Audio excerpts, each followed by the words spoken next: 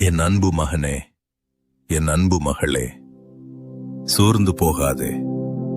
எதை நினைத்து உன் உள்ளம் உடைந்து போயிருக்கிறது?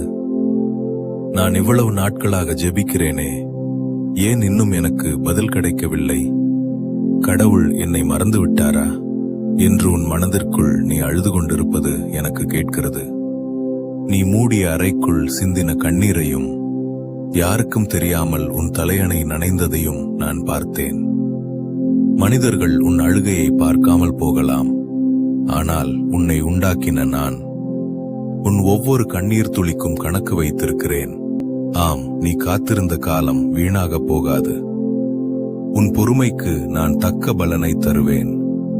சில நேரங்களில் நான் அமைதியாக இருப்பது போல தோன்றலாம், ஆனால் நான் கிரியை செய்து கொண்டே இருக்கிறேன். உன் வாழ்க்கையில் இப்போது இருக்கும் போராட்டம், குழப்பம், பண நெருக்கடி,